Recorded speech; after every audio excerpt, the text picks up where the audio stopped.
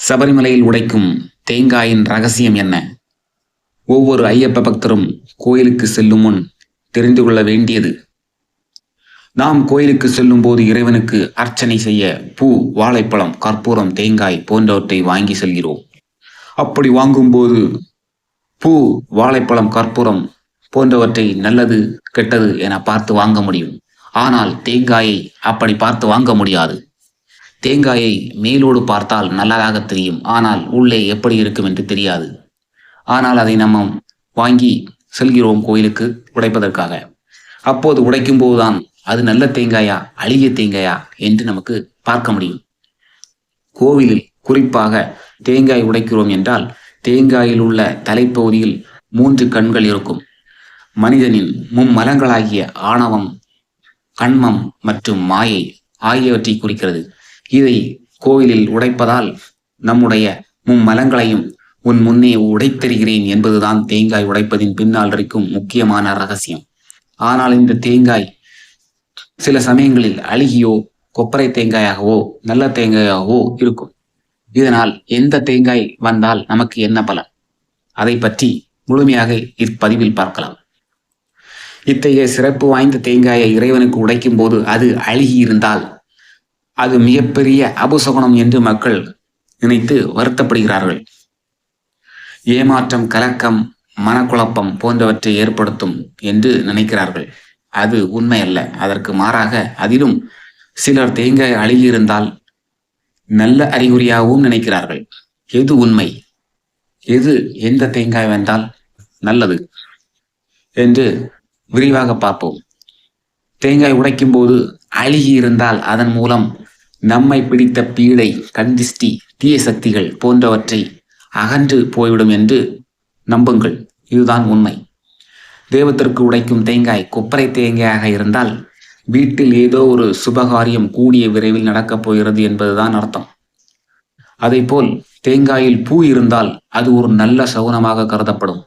ஏனென்றால் நமக்கு இனிமேல் பணவரவு, தொழிலில் லாபம், எதிர்பாராத நல்ல விஷயங்கள், சொத்து, இது போன்ற விஷயங்கள் நம்மளை வந்து சேரும். அந்த காலத்தில் கோயிலுக்கு செல்லும் போது அர்ச்சனை செய்ய 2 தேங்காய்களை எடுத்து செல்வார்கள். ஒரு தேங்காய் அழுகியிருந்தால் அதனை பூஜாரி இறைவனுடன் வைத்துவிட்டு மற்றொரு நல்ல தேங்காயை பூஜை செய்ய வந்தவரிடம் கொடுப்பார்கள். ஆகவே தேங்காய் அழுகியிருந்தால் அது ஒரு கெட்ட அறிகுறியாகவோ நல்ல அறிகுறியாகவோ உடனடியாக கருத முடியாது. எல்லாம் நம் ஆன்மீக நம்பிக்கையை பொறுத்துதான். நீங்கள் அதை எப்படி பார்க்கிறீர்களோ அதை போல் அதை எடுத்துக்கொள்ளலாம். ஒரே அடியில் தேங்காய் உடைந்தால் அதிர்ஷ்டமா, அல்லது முட்டு தேங்காய் வழிபாட்டின் ரகசியம் என்ன? இதிலும் சிலர் மனக்குழப்பம். ஒரே அடியில் தேங்காய் உடையவில்லையே, 2 முறை நான் தேங்காயை எறிந்தேனே, அப்போதுதானே உடைந்தது. அதிலும் சில சந்தேகங்கள். காலம் காலமாக நம்முடைய வழிபாடுகளில் தேங்காய்க்கு மிகுந்த முக்கியம் உண்டு. தேங்காயை உடைத்து அதன் குடும்பியை அகற்றிவிட்டு உள்ளிருக்கும் வெண்மையான பருப்பை இறைவனுக்கு நிவேத்தியம் செய்து தீபாரணை செய்யும் போதுதான் நம்முடைய முழுமையான பூஜை வெற்றி பெற்றதாக அர்த்தம் என்று நம்புகிறோம். முட்டு தேங்காய் வழிபாடு என்பது வீட்டில் அல்லது கோயில்களில் நடைபெறும் பூஜைகளில் ஒவ்வொருவரும் தனக்கு வேண்டிய காரியம் நிறைவேற வேண்டும் என்ற விருப்பத்துடன் தேங்காயை உடைத்து வழிபாடும் ஒரு சிறந்த வழிமுறை. அது நல்ல வழிமுறைதான். இதில் ஒருவர் தங்களது ஆரோக்கியம், வெற்றி, வியாபாரம், கல்வி, திருமணம் போன்ற பல தேவைகளுக்காக பல்வேறு காரியங்களை நினைத்து வழிபடுவார்கள். தேங்காயை உடைப்பார்கள். தூக்கத்தில் அடிக்கடி கெட்ட கனவுகள் வருவது, உடல்நிலையில் சரியில்லாமல் போவது, இந்த போன்ற பிரச்சனைகள் இருந்தால் தேங்காய் உடைக்கும் போது அது நமக்கு நல்ல ஒரு பலனை கொடுக்கும். முக்கியமாக தேங்காய் உடைக்கும் போது அழுகி இருந்தால் இது போன்ற கெட்ட கனவுகள் வருவது, உடல்நிலை சரியில்லாமல் இருக்கும் காரியங்கள் உடனே விலகிவிடும். ஆகவே கோயிலில் இறைவனுக்கு தேங்காய் உடைக்கும் போது அழுகி இருந்தால் பதட்டப்படாதீர்கள். அது உங்களுக்கு நல்ல சகுனம்தான். நல்ல சகுனத்திற்கான அறிகுறி என்பதை புரிந்து கொள். தேங்காய் 3ஆக நாம் உடைக்கும் போது அது 3ஆக உடைந்தால் அது திஷ்டியையும் குடும்பத்தில் இருக்கும் கஷ்டங்களையும் நீக்கும். இது ஒரு நல்ல சகுனமாக கருதப்படும். மேலும் எடுத்த காரியங்கள் வெற்றிகரமாக நிறைவேறும் என்பதற்கான ஒரு அறிகுறி.